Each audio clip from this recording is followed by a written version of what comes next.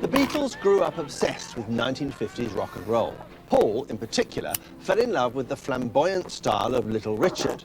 Little Richard was responsible for one particular shift in the rhythmic pattern that underpinned rock and roll.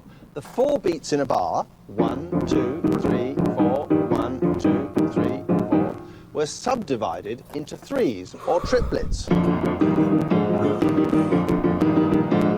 Little Richard evened out those 3s into 2s.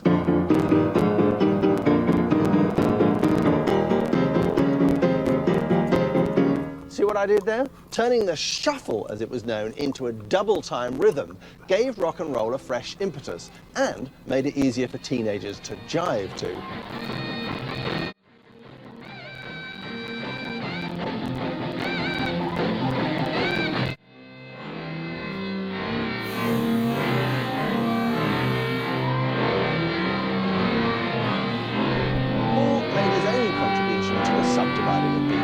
He takes Little Richard's 8 even beats to a bar and makes them into 4 even beats in the bar.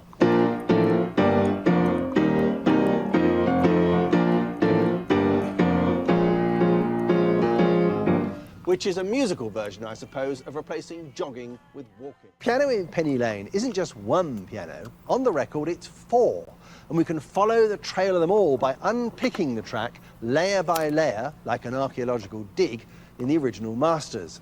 It's a fantastic demonstration of how the Beatles put together their songs using the studio as part of the creative process.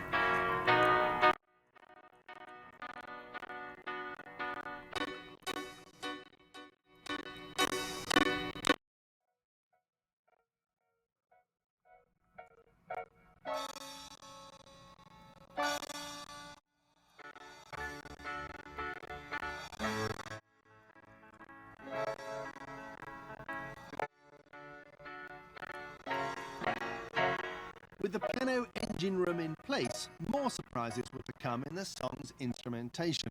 Here's one of them.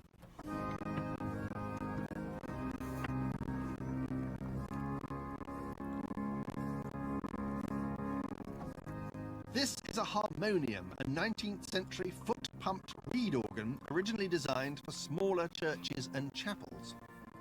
Paul uses it to add some deep, breathy, sustained notes.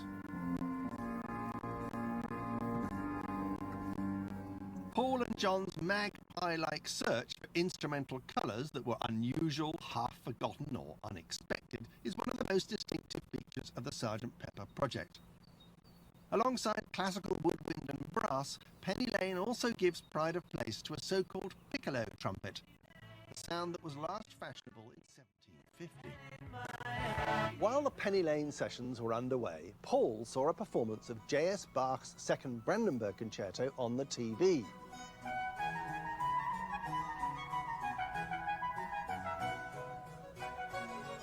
He decided he wanted the Baroque trumpet sound on it for Penny Lane. Style melody is superimposed on the thoroughly contemporary backing of Penny Lane. It creates, like so much on Sgt. Pepper, a new hybrid sound. Not a copy, not a clone, a totally new combination.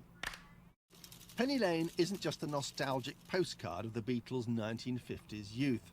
It reaches far further back in time, to Victorian days. This musical time travel was to be echoed throughout Sgt. Pepper.